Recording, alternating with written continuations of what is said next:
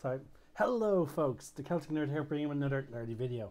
I've had some difficulties with OBS, as in it was not responding, but it seems to be responding now. Thank God. Anyway, it has finally arrived, folks. The Chaos 9th edition codex. Okay, now, folks, I'm loving the rules in this. I have some thoughts on it, and I've actually, in fact, just got back home from my local hobby shop, Underworld Gaming. For anyone if anyone's watching this who is, in the Dublin area, I suggest you check out Underworld Gaming. They really know the hobbies and the games that they sell. So and it's very friendly. All right, now to the meat of it. I have my 8th edition codex with me. Now I got the collector's edition of the 8th edition, which came with a fancy little bookmark and this sort of like double spread cover art. I decided, because of their price increase, which was quite dramatic, and it was also very big on the collector's edition, I decided just to get the regular edition of the codex for this one. So let's talk about the things that I hate are shorter than the things that I love. So we'll go over that list. Now, first things first, one of the things I really dislike about 9th edition Chaos Codex is the Chaos Sorcerers can no longer take Force Swords. However, a Chaos Sorcerer in Terminator armor gets access to weapons. Now, I've heard some people give me some explanations on this, and the one explanation that I feel most likely, sadly, is the one that I believe is most likely to be true, which means Games Workshop are just trying to make more money, and they're only basically it's basically everything that they have access to already. So the reason why apparently they dropped Force Swords from the loadout is because Chaos Sorcerers, the box, to my knowledge, I never actually bought a Chaos Sorcerer, but apparently they don't normally come with Force Swords. So if you wanted to have your Chaos Sorcerer have a Force Sword, you would generally need to buy a Chaos Lord and take his weapon and give it to the Sorcerer. So you would generally need to buy two. But instead of increasing the options in the sprues for the Chaos Sorcerer, apparently GW decided, you know what, no. Instead of doing that, instead we're just going to remove it from their loadout. And if that is the case, it's a really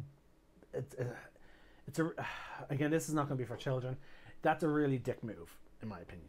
It was a dick move in the first. It would have been a dick move in the first place if they did not come with force weapon, the other force weapons.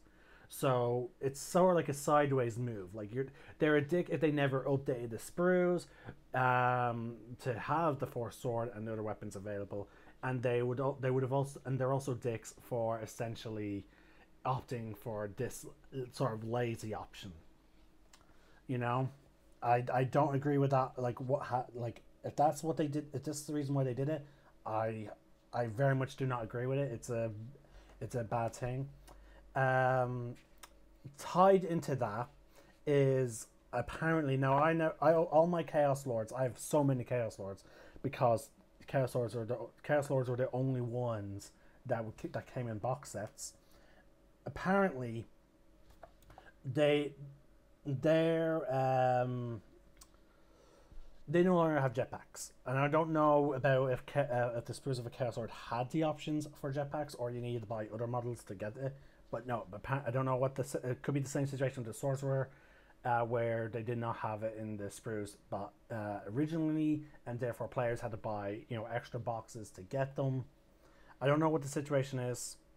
But apparently, mind you, apparently a lot of people are hating on that one rule. They're forget sorcerers. I've seen more posts online about with outrage over the Chaos Lords losing the jetpack, over the sorcerers losing force weapons. Now, that is now so those two are technically the same thing, so I'm counting them as one. The second thing that really upset me, and mind you, unfortunately, I predicted this ages ago to my friends. I predicted it when they first came out.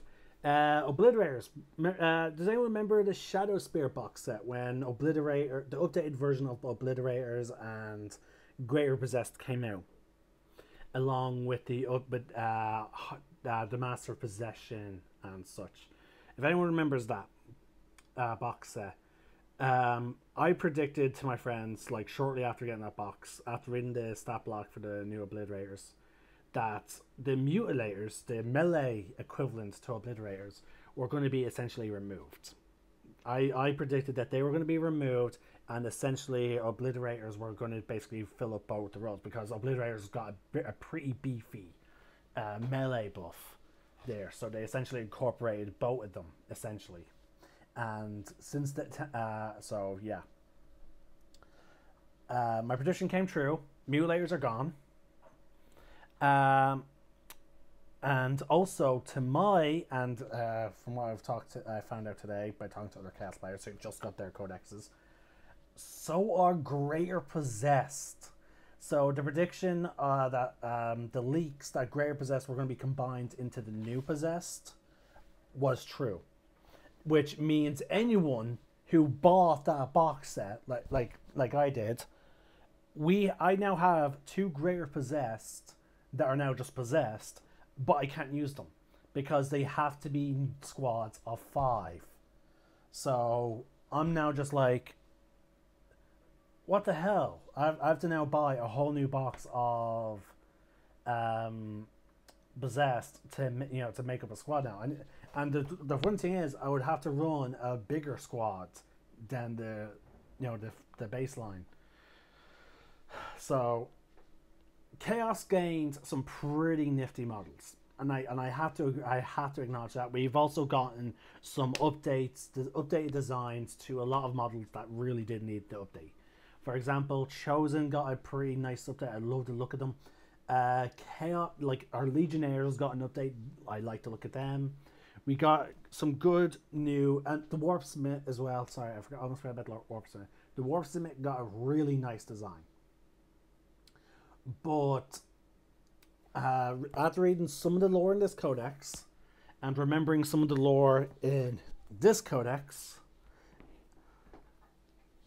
I'm left with the question of, why is there not any more new models? And I have to emphasize new models because new models, because when I say new models, people are like, well, you have new models, you have the new Warpsmith, the new Chosen. I'm like, that's an update. They're updates rather than new. When I say new, I'm referring to like brand new models. Like, they weren't in previous editions. We got 2, as was revealed, the new cultist variants, which are fantastic. I actually really like them. Don't get me wrong, I love them. They look amazing. They're exactly what I'd expect to be the halfway point between being a Chaos spawn and being a cultist. It's exactly what I would expect. However, with the constant talk about of how Chaos, also this was supposed to be the year of Chaos. They kept talking up the Chaos release, and that's why I was like, they did the exact same thing for Shadow Spear, and all we got was 2 new HQs. I think we got 3. Sorry, we got 3 new HQs. He's like this. Hold on, what is it called? I'll get him his name right now. Give me a sec, folks. We got. Oh no, we got. Yeah, I think it's 3. We got Harkin World Claimer, which is a guy in a jetpack. We got the Master of Possession, and we got the Lord Discordant on a Hellstalker. We got those 3 HQs. We got updated designs for regular Marines. We got the Venom Crawler, and we got the Greater Possessed. Oh, and we got the updated design of the Obliterators. So, Greater Possessed, Master Possession, Lord Discordant, World Claimer, Master Possession. That's 5 models. If I did not count things twice, that's 5 new models. But here's the thing: one of those new models has now been removed. So they essentially we had an update, we had some new models, but then they essentially took them away from us. Now I don't know why they took. I don't know what the logic is behind taking the Greater Possess. I don't know, but again, it's still a really strange move, and like me and my friends went through Space Marines, and the Space Marine the Space Marine range is ridiculous because they keep getting new stuff, and it seems like I don't know if anything was disclaimer. I don't know if any models were taken away from the Space Marines. I honestly do not know. But again, their ranges tend to be 50 plus per chapter. And me and my friends went through them, and each chapter essentially has a good number of unique models as well. And then that's not getting into the fact that there's also the Primaris added on top of that, so Space Marines get a lot, and I've talked to plenty of Space Marine players, and the one that I just played a 40k game against Space Marine player, and he was like, Space Marines have way too much, and he I was like, oh wow, I was like, yeah, you're not the first Space Marine player to tell me that Space Marines have way too much.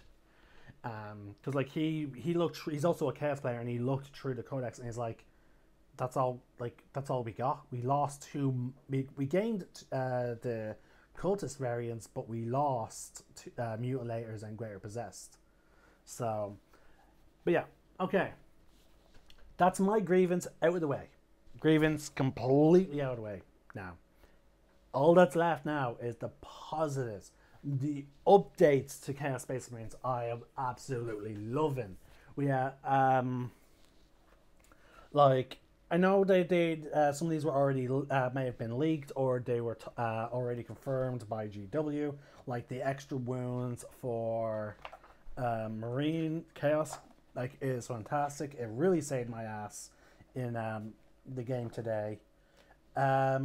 Rubric Marines and Death Guard are not, and Corn Berserkers are not in this codex, folks. So, but there is a rule in this codex about taking them. They will not gain access to Legion traits of your Legion, and they lose access to some of the rules, obviously, that they would normally get. But so if whatever they have on their stat block, data sheet. I always say stat block because I'm also a D&D player. Whatever they have on their data sheet is what they get. That's all they get. So, and for an example of the Thousand Suns, their Psyker, they have to take from, I think, the psychic powers in this. They do not get their powers from thing, which I feel like makes sense because traditionally those Marines are being recruited and are basically on loan from those legions. Sort of like with the Night Lords, Warp Talons. Warp Talons, based on the lore that I've read, essentially act as mercenaries. Warp Talons are all Night Lords, and they essentially just sign up whatever legion is giving them what they want. Sort of similar to Fabulous Bile, which has his own legion. Oh my god! I to be honest, it sort of makes sense considering he cracked making clones. He's also been able to make new. He's able to make new actual Astartes, and he has done so for many Chaos Legions. Apparently, the Crimson Slaughter on their ship, because they don't have a base of operations except for their ship that they use to travel from place to place. On their ship is an actual lab where they can make someone into a Space Marine, except when they join the Crimson Slaughter, the madness that is permeating the Crimson Slaughter infects them, so they go into that blind rage as well.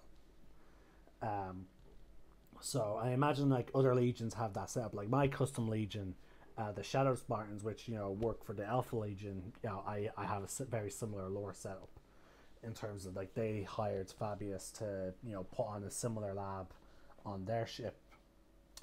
But yeah, the updated rules for a lot of these guys are absolutely amazing. I'm glad Chosen are still able to have their regular bolt weapons. Sorry, like they're able to keep their pistol, they're able to keep their bolt gun, and they have a really cool melee weapon. Yes, their melee weapons have been merged all into one to be just simply accursed weapons. I do not mind that. It means I'm not really panicking about what I'm putting on what.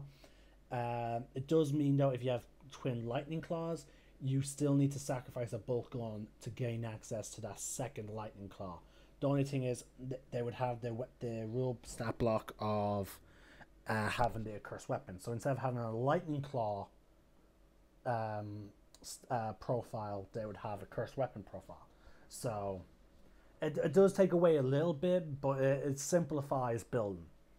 Because I always wondered, like, oh, should I give this model twin lightning claws? Should I give this model power fist? But then again, I could always give him, a chain axe, for that, or maybe for more attacks, I should give him a chain sword. No, that thinking is gone. I now just have a very simple squad. Yeah, Terminators I have not used yet.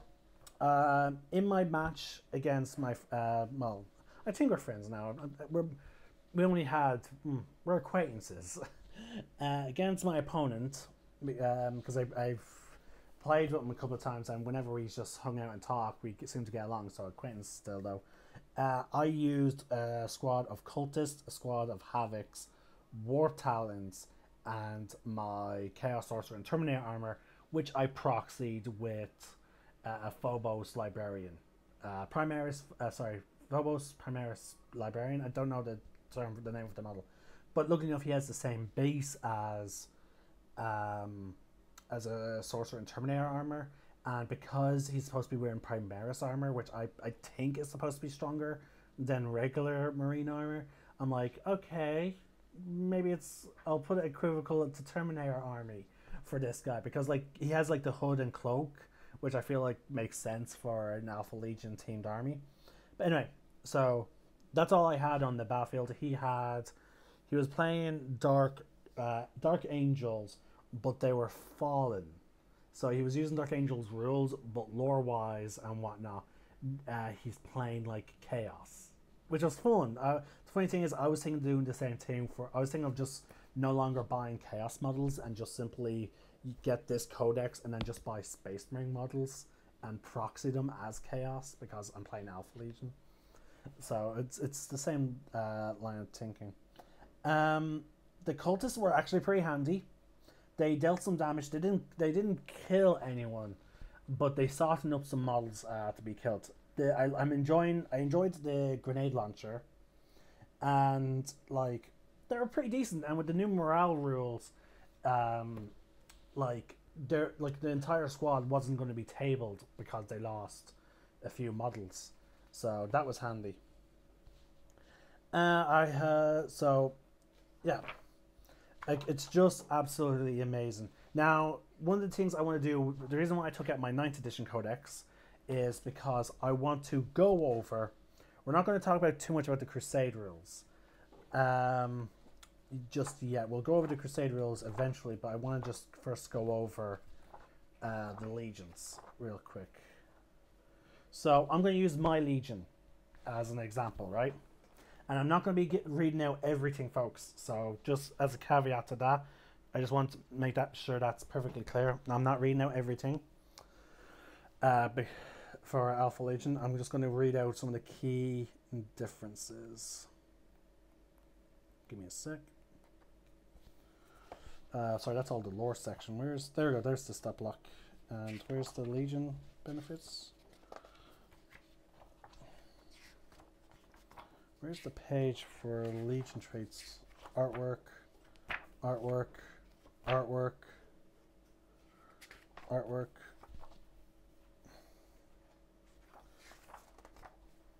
That's strange. Where is...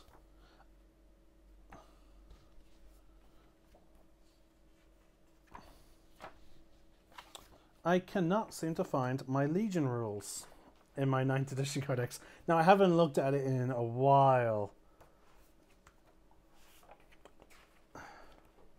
Ah, yes, here it is, here it is. Found it. Okay, so here's what I had for Alpha Legion, right? All Alpha Legion benefits and whatnot. We had a Legion trait. Everyone, I think, is familiar with the Alpha Legion trait, which is the Hidden in Plain Sight, which is from 8th edition. It is your opponent must subtract 1 from hit rolls that target units with this trait if they are more than 12 inches away. You get that one Legion trait. Okay, that's all you got. That's it. Nothing else. Now, stratagem, we got the Forward Operatives stratagem. Now, that has made a comeback for 9th edition, but has been changed. Forward Operatives in 8th edition, was I basically set them up during anywhere on the battlefield. So once during deployment, you can set up the unit in concealment instead of placing it on the battlefield. At the beginning of the first battle round, but before the first turn begins, the unit emerges from its hiding place. Set it up anywhere on the battlefield that is more than 9 inches away from any models. So it's essentially like a deep strike, you know. But the idea is they were always there, but they were just hiding. So that was pretty powerful. It cost 1 CP, and I used it a lot. I used it, actually no, I used it a good bit, but my favorite use of them was with the Greater Possessed. And I also used it once with the Obliterators, which was pretty great. Okay, next let's get into the artifacts. Because that's it. That's their only stratagem, by the way, folks. Now, Blade of the Hydra. Each time the bearer fights, it can make D3 additional attacks with this weapon. Strength +1, AP -2, damage 2. It can be only equipped to a model with a chainsword only. Yeah, that's it. Chainsword, specific, any other weapon, gone. And now for the Warlord traits. Because that was it. They only get the 1 relic. And by the way, this trend is for every Legion. By the way, folks. Every Legion, it's 1 stratagem, 1 Warlord trait, 1 relic. Alpha Legion Warlord trait. I am Alfarius, which I had a lot of fun, and I forgot my Warlord had that trait. Well, it didn't actually come into play at all, that match. Oh, bloody hell, I forgot about his Warlord trait. See it again, I forgot things. Anyway, the I am Alfarius Warlord trait was a pretty neat one. You give your first Warlord, your Warlords essentially have 2 Warlord traits. The I am Alfarius Warlord trait makes it so that you then take a regular Warlord trait and you randomly you roll a d6 and you get that additional Warlord trait. Now, what the I am Alfarius Warlord trait also does is if your Warlord was to die, you then swap over to another Alpha Legion character. So essentially, your enemy, you swap your Warlord after they die. Like, oh, he's dead. Well, that guy turns out was the real Warlord, and you deny your opponent victory points for taking out your Warlords, because that was one of the ways you got victory points, was taking out your enemy Warlord. I don't know if it's still a thing in 9th edition, so don't quote me on that. But yeah, the only way they can secure those type of objectives is if they wiped out all Alpha Legion characters. And each time one of them became like the Warlord, you then have to give them a random Warlord trait. So that was it. That was the same for every single Warlord. Sorry, that was for every single Legion. And here's what I love. Now, there's a bit of fluff after the name, but we get not only 1, not 2, not 3, but 4 pages of things for each legion. It's amazing. We get a page. The first page is my legion. I don't know if it's the same for every army. So let me just check here. Same. Because again, I'm not sure if like the legion. Okay, yeah, legion traits are generally 2 paragraphs. So yeah, okay, it seems to be the same on everyone. Okay, so the first page is a cool banner of your legion. You get your legion trait. For Alpha Legion is the Masters of Multiplicity. They've already revealed it. It basically is the same as the last one, except it has a debuff. This is where Alpha Legion really actually. Oh god, yeah, I messed up. I gave one of my legions. See, I'm in a crusade, and I gave one of my. I put my legionnaires in a full man squad. You do not want to actually do that with Alpha Legion. You want to keep them in small man squads. Unless they would have had 10 wounds anyway, because here's the debuff. If the target unit contains any models with wounds characteristic of 10 or more. Oh no, okay. So I thought it was 10 wounds combined. Any models. Okay, so it has to be a model. Okay, so never mind. It's not much of a debuff. It's a debuff for certain characters, but it does not apply to. Actually, it doesn't apply to a lot of characters. Actually, most characters only. Dave Prince, maybe. I'm curious. I don't see how that would apply to most of my army. But anyway, so yeah, it's 18 inches instead of 12 inches if you have 10. If you have a model with 10 characters, 10 wounds or more. That is interesting. But it also has another effect, which is I'm actually not going to go into it because again I don't want to reveal too much. Because again, you guys should still buy the codex, which I am. If you're a chaos player, buy it. It's well worth it. Despite my grievances that I had, it's still worth it. Okay. Now, on the first page, we had our Legion trait, which comes in 2 parts. We also get a special secondary objective that we can take for match play. Mine is Infiltrate and Subvert.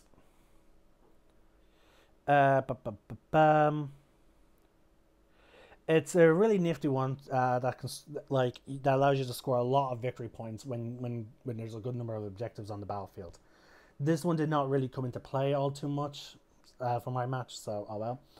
We get 1 page, sorry folks, I'm just really happy about it. We get an entire page of warlord traits. We get 6 warlord traits. One of them is I am Alfarius. Let's see, is it the same as last time? I will read out this one because there is 5 others. After nominating this model to be your warlord, randomly determine 1 additional warlord trait for them. Rerolling duplicates from a warlord traits table choice from this model has access to. If this warlord is destroyed, you can immediately select 1 Alpha Legion character model from your army that does not have a warlord trait, and select a warlord trait for that model to gain. This must be a warlord trait with no other model from your army has. It must be one that the model can have, and it cannot be I am Alfarius. Until the end of the battle, that model counts as your warlord for all rules purposes. If any mission, objective, or secondary objective or agenda rules are triggered when your warlord is destroyed, those rules are not triggered until this new warlord is destroyed. Okay, so the previous I am Alfarius got a debuff. So it got a debuff. Because with the previous one, it would just keep on going until you had no more characters. This time, you have to have... It would only work once. So, I'm a little disappointed by that. But obviously, I paid 1 RP, requisition point, to give him that trait. And I don't know... I can't remember what I gave him as well. I think I gave him... Cult Leader. I feel like I gave him Cult Leader. Which I'm not going to go into details on. Alright, then we have a page of stratagems, and these stratagems are really fun. I will read out one of them. It's going to be a different one than forward operatives. Actually, you know what? I'll read out two. Uh, Actually, you know what? Forward operatives, that change has already been revealed ages ago. It's simply now when they're in your deployment zone, they get to move. They get one movement, which can be handy for securing those like mid-table objectives sooner. But the one that really saved my models was Conceal. It costs 3 CP or 2 CP. Use this stratagem at the start of your opponent's shooting phase. Select one Alpha Legion infantry unit from your army. Until the end of that phase, each time an enemy model shoots, if that unit is not the closest eligible target or within 12 inches of that model, then until that shooting is resolved, that model cannot target that unit. If that unit has a power rating of 10 or more, this stratagem costs 3 CP, otherwise 2 CP. Hold on.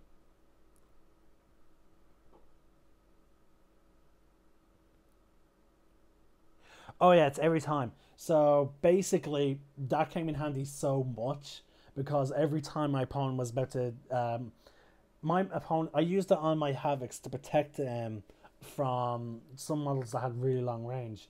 But then one of his vehicles got in really close, shot up at them, and which we then discovered after the fact that like, oh no, he could not have seen them. But again, we decided just to roll with it because, you know, oh well. He took out 2 of my Havocs. I removed them, which then took his Terminators out of 12 inches from that. So every single one of those models technically could not target my Havocs. It is an amazing stratagem. I used it so much in that game. It was fantastic. Now, so we got a whole page of Alpha Legion themed stratagems, which is fantastic. Next, we also got a whole page of relics. I used today the Blade of Hydra. Blade of the Hydra. Came in very useful. I gave it to my Sorcerer and Terminator armor.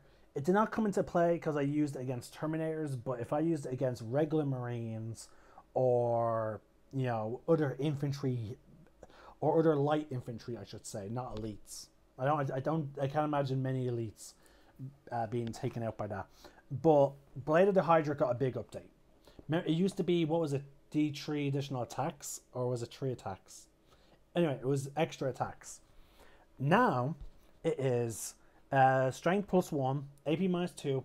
Now this is where it got a slight debuff. Last time it was 2 damage. Now it's 1 damage. But here's the caveat.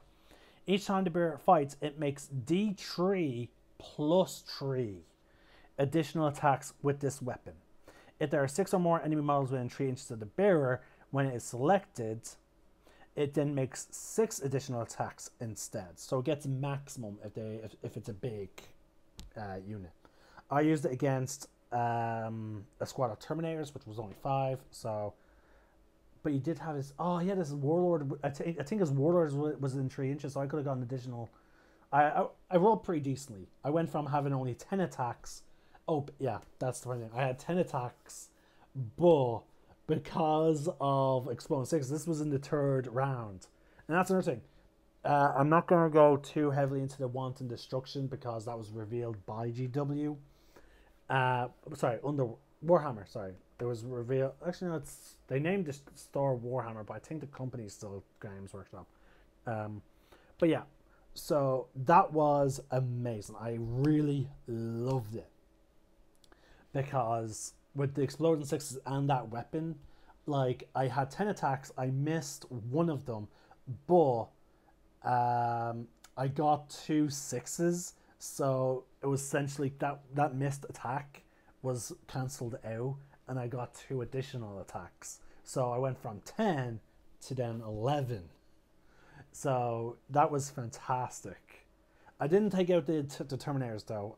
Like I was gonna lose. I knew I lost the match, so I just had decided to have my Sorcerer, you know, go out in a blaze of glory.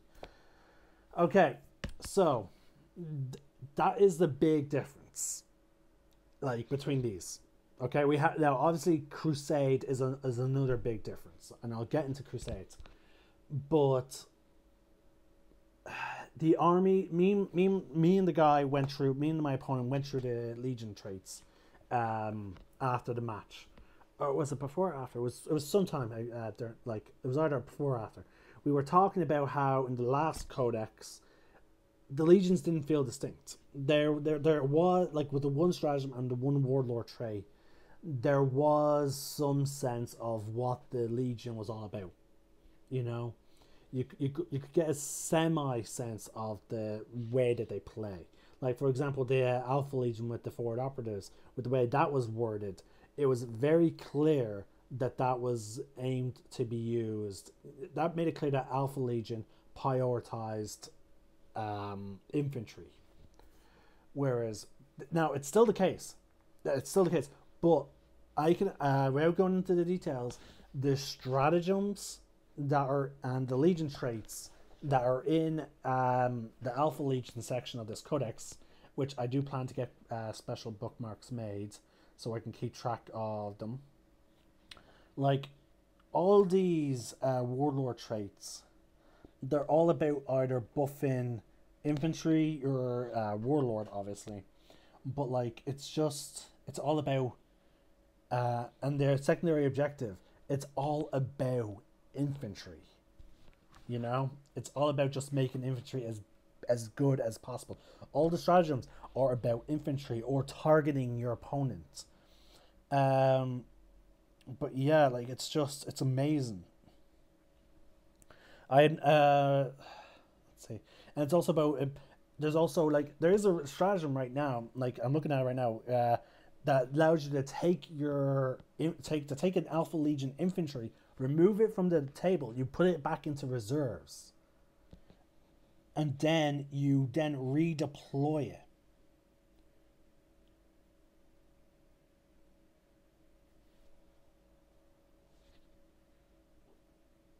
So yeah, you put it into strategic reserves. So, like, that's a real cool idea. Like, you're just pulling them out and then bringing them back in at a later time. Like, you know, like oh my god, like, let's say you have a bunch of, let's say you have some havocs, and you realize it comes to their movement, and you realize, oh no, I should not have these guys be like, these guys are getting way, his models are getting way too close to my havocs. Oh god, okay, they're 6 inches away. Instead of doing a movement, I'm going to pull them back into reserves. I don't know how they escape, but I'm going to have them escape, and then I can call them back in at different points if your game uses strategic reserves. And the relics play into that as well, in a sense. So the Alpha Legion plays very differently. We looked at to compare as part of the comparison. We decided to look at not Night Lords or Iron Warriors. We looked at Word Bearers, which they have a nice cool banner. We looked at the Word Bearers, and their stuff is all about daemons and character model buffs. You know, there was not many. Well, it had let's see, one.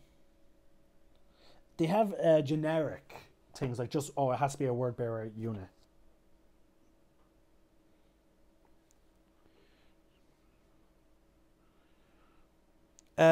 That's against Ultramarines. Word Bearer's Core. So yeah, they do have some things that are just generic.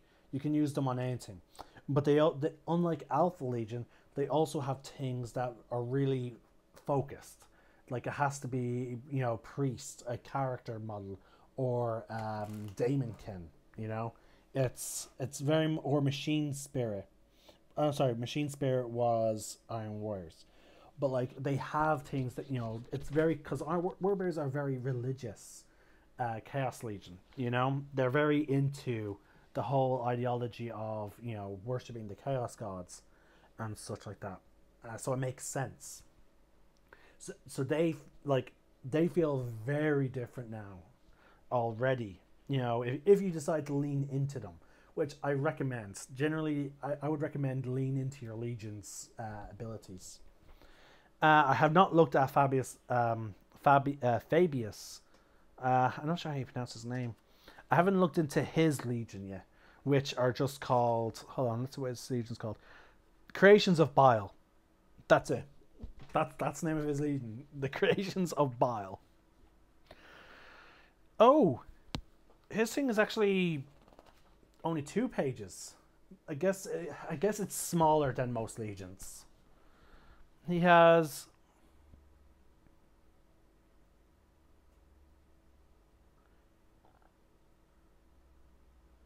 Hold on.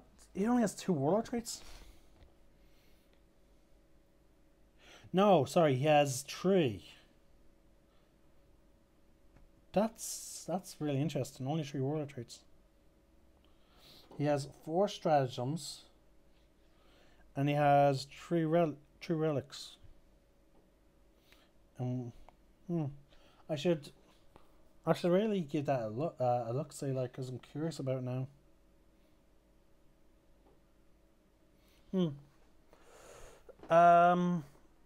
Yeah, that's very interesting. Sorry. But then we have our regular chaos stratagems, which can be used in any legion, you know. Also, I gotta say, I love the artwork. Like, this is one of my favorite artworks, and it's for the relics page. Like, take a look at that. Like, just look at that. Oh. All right. So yeah, legions feel distinct. They have very specific fighting styles. Now we have 2 disciplines. We have the Dark Heretics discipline and the Malfic discipline. Malfic is for Infernal Masters. I don't think a sorcerer can take a Malfic discipline. Let's just quickly see.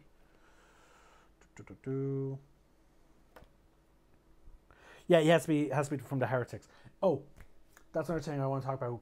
Regular Marines. Regular Marines can come with a sorcerer that can attempt to manifest or deny the witch 1 power, like, and that is really fun. Do they get both smite and 1 power, or is it only the 1 power? Let's see here.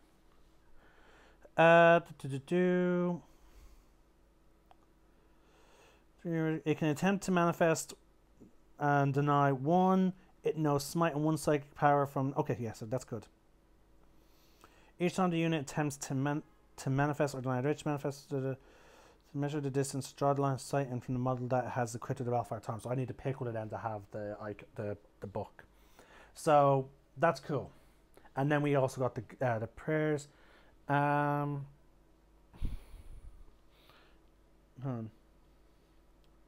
Oh yeah. So yeah, there's the prayers to the dark gods, which are specific to, certain gods. And then we have generic prayers. And then we have generic warlord traits. And then we have our progressive objectives. The Long War for the Dark Gods, Rise to Glory. And let's get now into Crusade. Chaos have a really fun rule. Oh, I forgot to roll for that. Do I have any? Yes, there's a d6. Okay.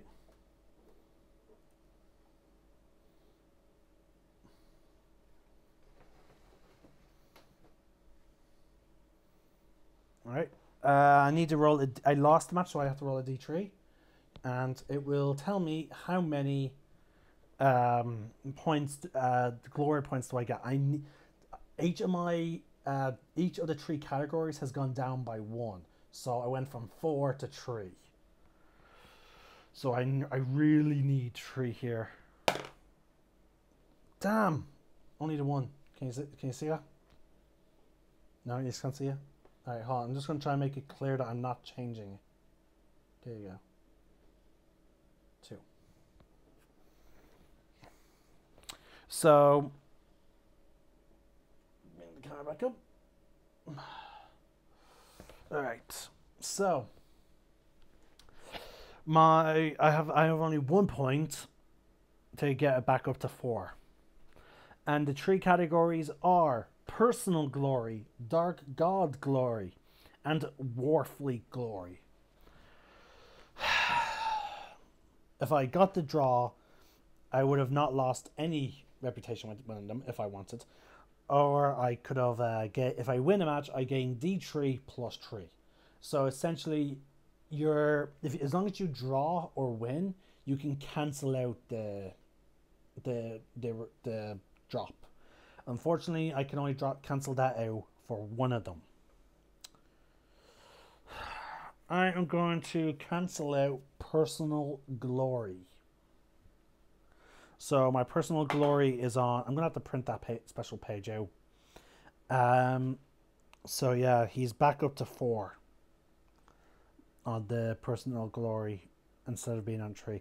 If I lose, if my Dark God glory or Warfleet glory drops to 1. Oh, is that last time? Let's see. When do I get the punishment? Oh, it's 1 or 2.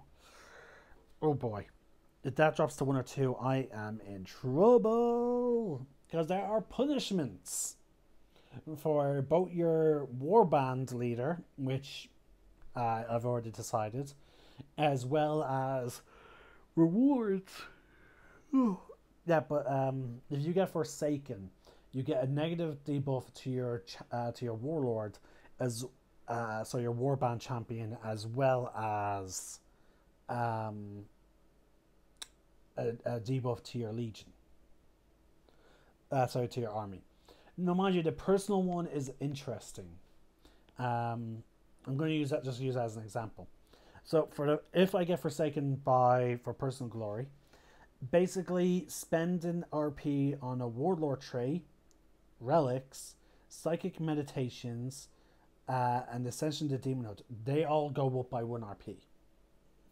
So it can be very costly to outfit him later on. Luckily enough, I've already outfitted him well enough because I gave him his warlord trait and relic already, so I don't need to spend any more RP on that. But if I become Forsaken, at the end of every battle, until I'm not Forsaken anymore, there's a chance at the end of every battle for me to have to change my warband champion, because essentially someone tries to challenge him. They're like, "Oh, you're so weak. You don't deserve to lead." So they challenge him to try and take his position. So yeah, I want to try and keep that as what I really want. It would be to ideally I would have 7 or 8 in all 3 categories. Now the benefits of being favored, if I get to 7 or 8, is after each battle you can select one of the following requisitions and use it once for free. Warlord trait, relic, psychic meditation, or ascension to Daemonhood. I would probably ascend to Daemonhood if I get to 8. Now, in terms of the other upgrade, after each battle at the update crusade step, if your warband champion destroyed 1 or more enemy models during the battle, roll a d6. On a 6, your warband champion gains 1 battle honor of your choice, and their leadership characteristic is increased by 1 to a maximum of 10. Your warband champion can gain a maximum of 3 battle honors via this reward, and none of them counts towards the maximum number of battle honors that a unit can have. So technically, I don't think my warband champion has to be a character, does it?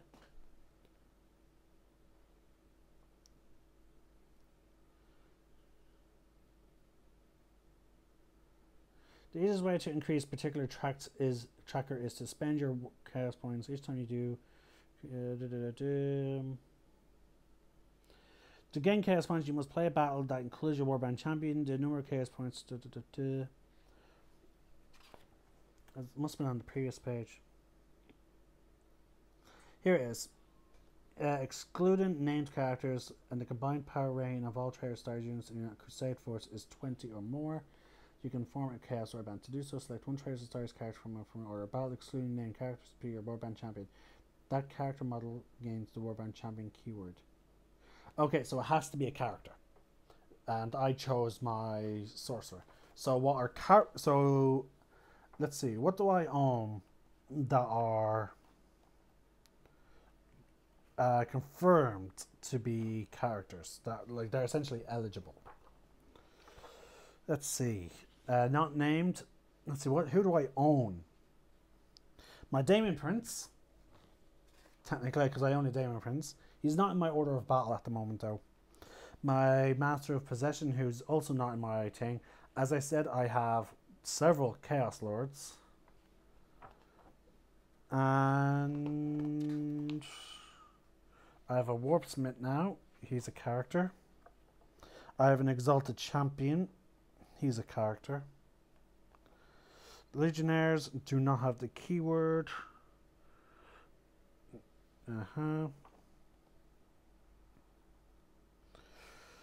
Terminators do not. Master of Executions does.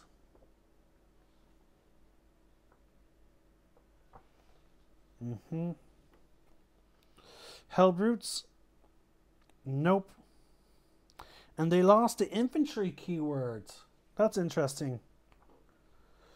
Okay. Pretty sure that's it.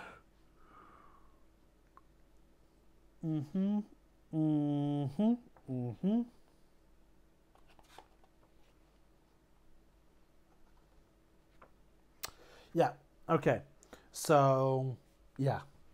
There's no other characters except for what I just listed, so that's it. So any one of them could try and usurp his position as the leader of the warband. Now, let's get into Crusade things. Now, these also play into, they help make your Legion fields distinct if you're playing Crusade. We have a special requisition that I could spend, which now that I'm thinking about it, I should have used, and I regret not doing so. I might ask permission of the group that I'm playing with. Can I spend RP to do this requisition? Or I could, I believe there is a requisition that I could spend to remove them. I could remove them from the thing and re-add them, because this is called Cult Uprising. Essentially, I spend 1 RP after I add a cult unit. When I'm adding a cult unit to my Alpha Legion, that unit gains 6 experience points and therefore gains the Bloodied Ranked. Select 1 battle honor for that unit as possible. So essentially, it gives my cultists a running start. And one of the, I don't know what I would give them. Let's see what the info.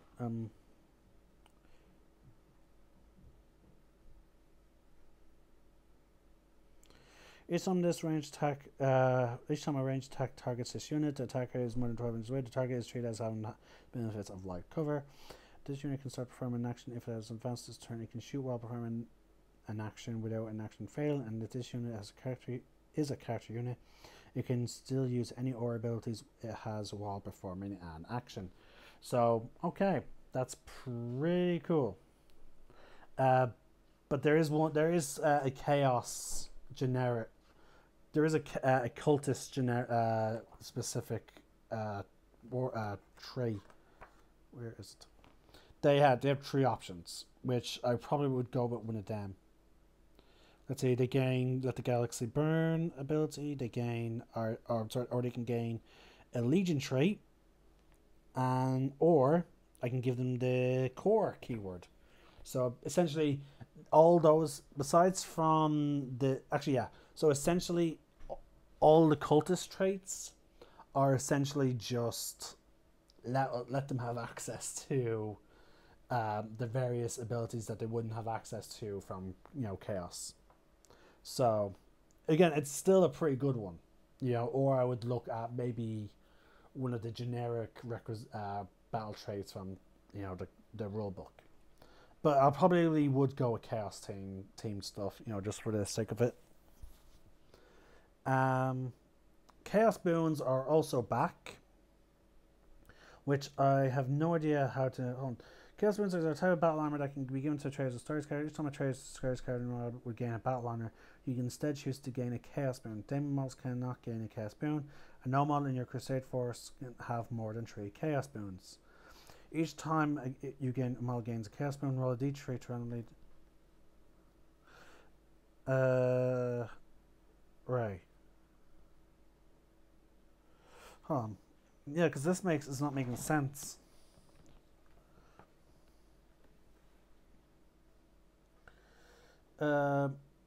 Combined roll d3 to randomly determine a chaos boon from the table. To do so, roll 2 d3s, one after the other. The first dice results determines the tens, and the second unit resolves units. Oh, I see. Okay, yeah. It goes 11, 12, 13, 21, 22, 23, 31, 32, 33. Okay. If the result to see a chaos boon model gains is a combined result of these. Let's see.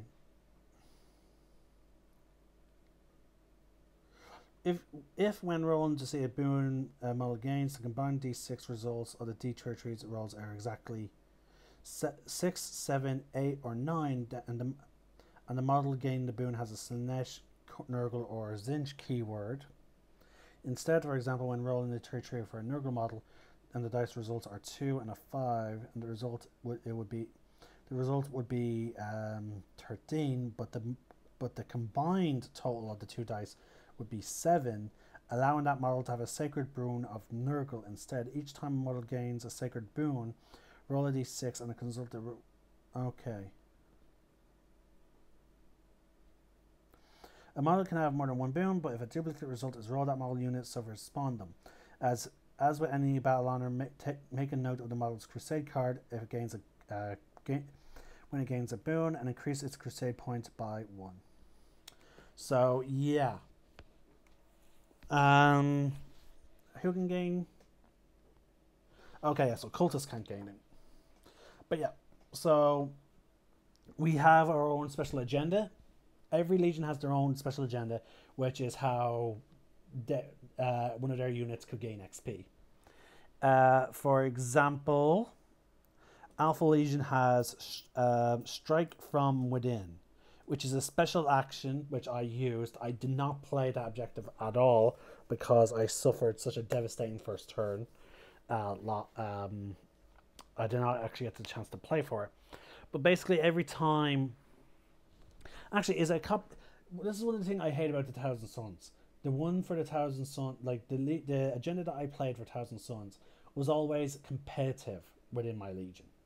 Like it was always this goes to the one with the highest amount. I'm wondering if this is the same way. I haven't actually read it yet. Completely read it fully yet. Okay. Perform the action. The action is completed at the start of your next command phase or at the end of the battle, whichever happens first. Provided the unit performing is still within 3 inches of the same sabotage site, the objective marker is complete. Remove that sabotage objective marker from the battlefield.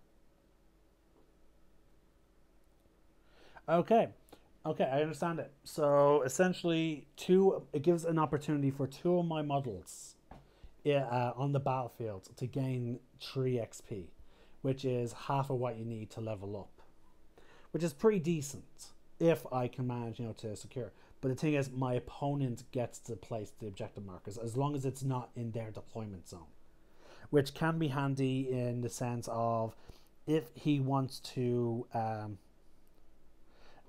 It basically allows my opponent to dictate where some of my models are going to go.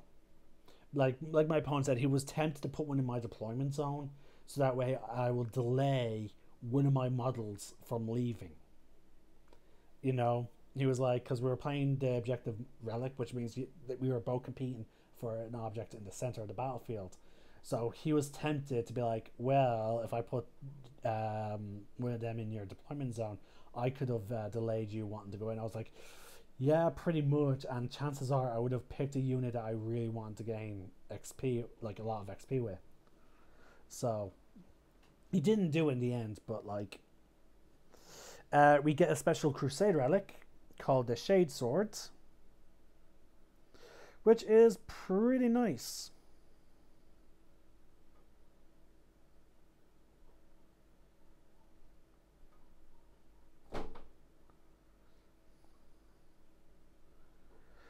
Ah, that's pretty good. It helps guarantee the kills. And then we also get special Alpha Legion traits. I'll read out one of them. Let's see which one I'm going to pick.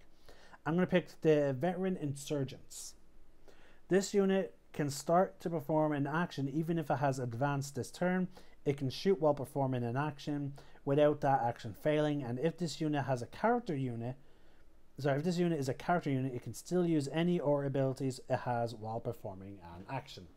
So, like again, Strike from Within, Cult Uprising, Crusade Relic, and Alpha Legion battle tree. All the things that I just read out there feel like Alpha Legion. Like it plays like an Alpha Legion Crusade. You know, like Alpha Legion. Now, mind you, Alpha Legion does make use of cultists, but another change that came in with similar to the Thousand Suns and Death Guard, you cannot have more cultists than you do Chaos Core. And I'll give you an example of what is a core unit. Do HQs have core? No, it doesn't look like it.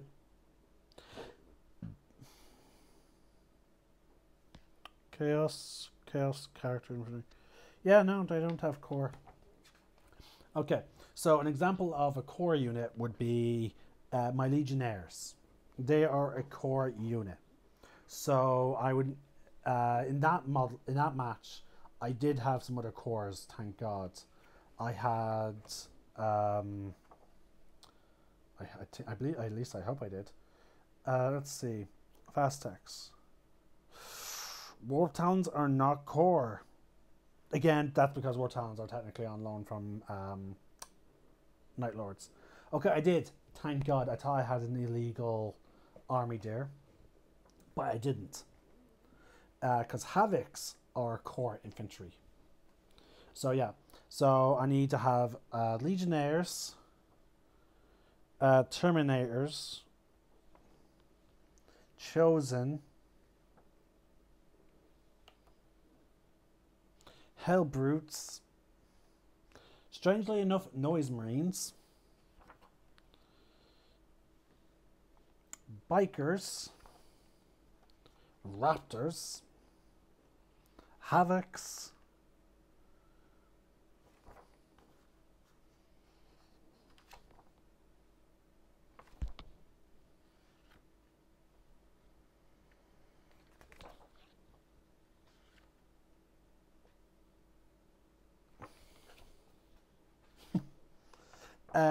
that's it. I need to have as many of them as I do cultists. Now, luckily enough, I have plenty of Marines, just not in my order of battle. And unfortunately, also, it doesn't also affect me too much because I only have one cultist unit.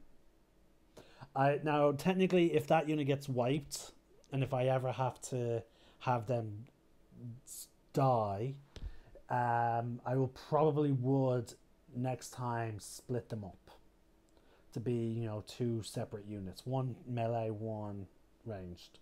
I don't know why I made them such a big unit of cultists for today's game, because like I could have two of them separate, and it would have been I would have spent up 4 power. I would save myself 1 power point for that. But yeah, so there you go.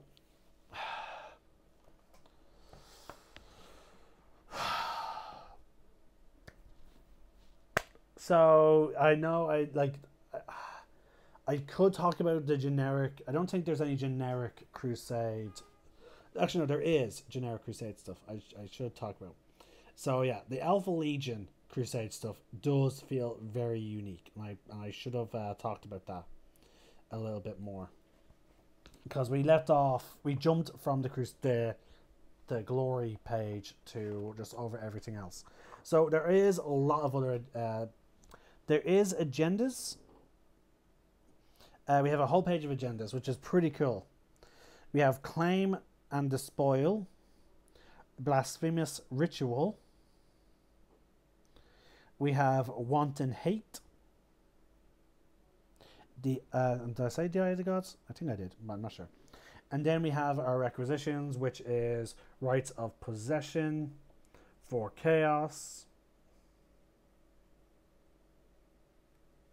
Purchase requisition anytime your warband champion gains 1 chaos point. Oh, I can buy. Oh yeah, because you can only spend requisition at certain moments, either in between matches, at the end of a match, or just before a match. So for okay, so yeah, oh, that costs 2 CP. Oh wow, okay, sorry, 2 RP. Chaos rewards. That's Commune the Dark Gods is for a priest. Chaos reward is for characters. For chaos is for my warband champion. Rights of possession. Purchase requisition either before or after a battle. If your Crusade Force contains any master possession model, select one Traitors of Starry's core unit from your order of battle, excluding Hellbrew and Cultist units. That unit has that is at least bloodied. Replace that unit with a Daemonkin unit drawn from the same legion. The unit cannot be a master. The new unit cannot be master possession model, and it cannot contain more models than the unit it replaced. You cannot purchase this requisition if you're doing so would cause your total power level to exceed your Crusade Force supply limit. The new unit has the same number of experience points and the same battle honors and battle scars as the unit it replaced. If a battle honor cannot be applied, e.g. weapon enhancement for the weapon that a Daemonkin model cannot be equipped with, select a new battle armor to replace it. Oh, so I can essentially take, for example, my Chosen and turn them into Possessed if they're the same amount of squad. That's pretty cool. And then Chosen of the Pantheon is for Traitor Star East Chaos Undivided. Curse gains a rank. That unit is upgraded to have a Mark of Chaos to increase its power. Okay, yeah. So essentially, that is they gain a Mark of Chaos. Yeah. And then last but not least, we have Ascension to Daemonhood. Purchase restoration from one of the following units from your Crusade Force, excluding Daemon units, gains a heroic or legendary rank. A Traitor Stories character unit that has a Mark of Chaos, or at least 1 Chaos Boon. A Traitor Stories character unit that has 3 Chaos Boons. A Warband champion that is favored in the personal glory category. If that unit does not have a Mark of Chaos, you must first use the Chosen Pantheon requisition. See above. You cannot use this requisition. Remove that unit from the order of battle and replace it with 1 Traitor Stories Demon Prince. So I'm actually going to hold off on ever adding my Demon Prince, so that way he could potentially rise to Daemonhood, which I'm looking forward to. So, yeah. So they are the requisitions. They're pretty cool. And oh, I'm being called. Hello? Harry, are you home yet? Yeah, I'm home. You're home all right now. We're leaving now. Just hung up on the cake. Okay. All right, see you soon. See you. Put your downstairs back. Right, bye. Thank you. Bye-bye. Okay, folks, we're at the at the end of this video because I was just told to bring the dogs downstairs. So yeah, we have. I have not gone through this. Let's see here quickly. Eye of Chaos. If I selected this agenda, keep an Eye of Chaos tally for each character. Chosen a character model. Add 2 to this tally instead of the choice by enemy warlord if had the wounds characters of Lane War. At the end of battle, each unit gains 2 experience points for each mark of very cost. Whoa, for each. In addition, if you have a Chaos Warband, increase your personal glory. Oh wow, I should have done that agenda itself. Well, the Alpha Legion one's pretty cool.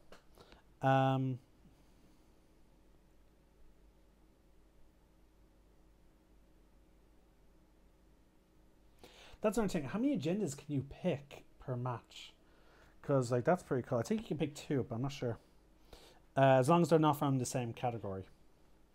You select this agenda after both sides have finished deploying. Your opponent must select 3 objective markers. Anyone on the battlefield must be set 9 inches away from each other. Oh, okay, so that's similar to the Alpha Legion one. They need to set up things, and then I need to try and take them.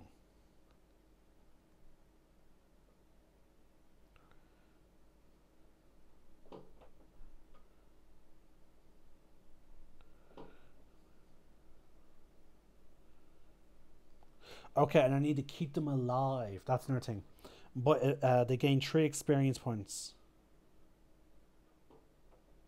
That's cool. And that also adds, if I succeed in that, I also get to add 1 to my Warfleet glory. At the end of it, the unit gains number of experience points equal to the want and hate tally, to a maximum of 3 experience unit points per unit. Let's see, keep a stars. From your army that has left the gas burn ability.